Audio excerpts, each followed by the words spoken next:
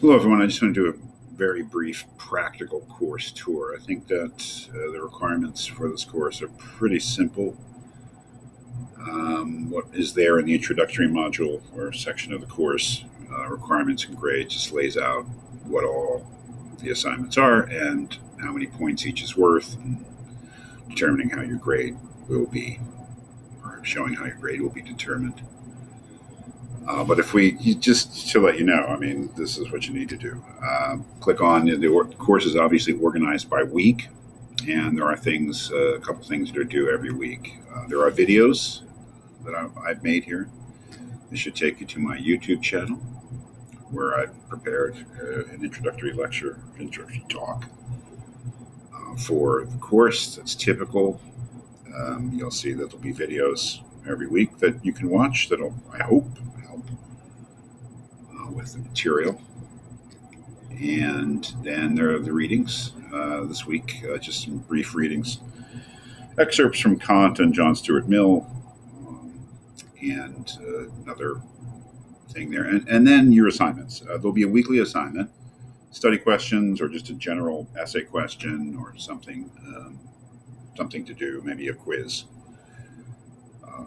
So there'll be every week for the readings, there will be an assignment, and then there will be a mandatory discussion board. What do you need to know about that? The weekly assignment is basically a completion assignment, by which I mean it's not really graded. As long as you complete it in good faith and you actually complete it, and it's not plagiarized, or you know you have to show some knowledge of the reading to get credit. It'll be fine.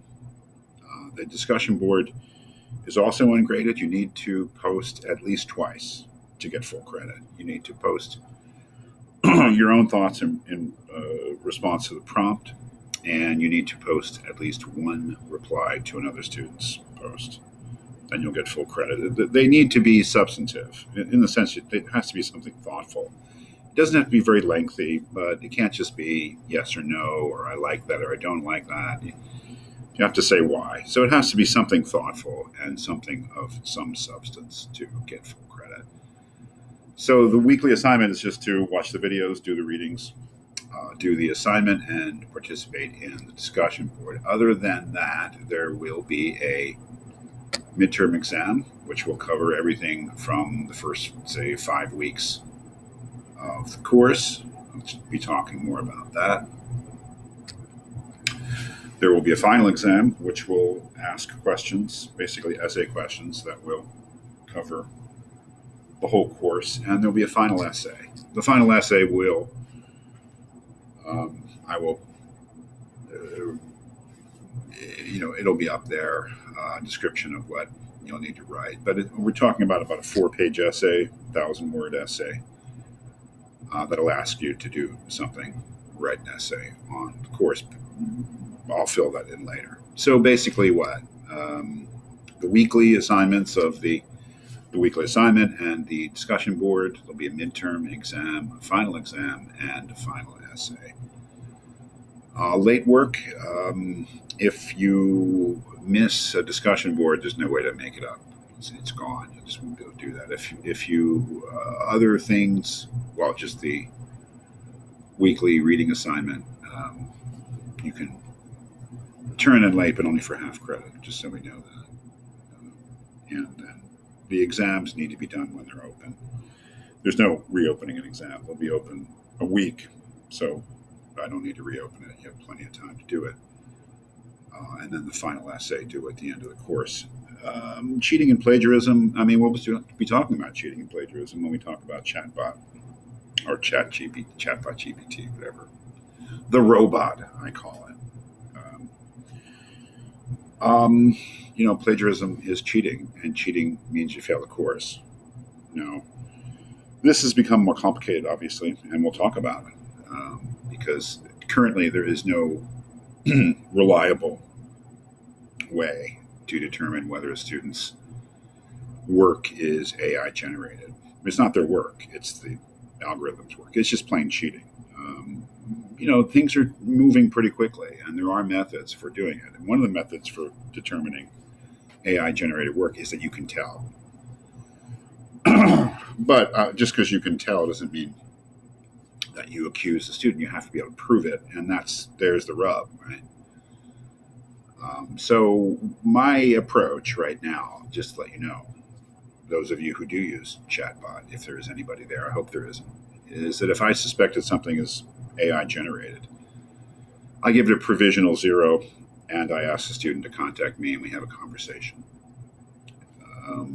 And we see what happens. But in no way am I going to assume that I can tell or that I know. We have to talk it out.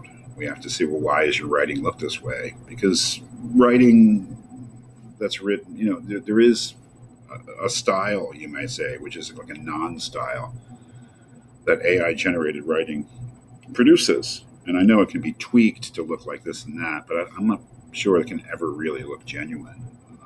And we talk about it, and some students have writing styles that are more apt to get a false positive on one of these AI detectors. So we'll talk it out. And, I don't assume that I have absolute proof of anything.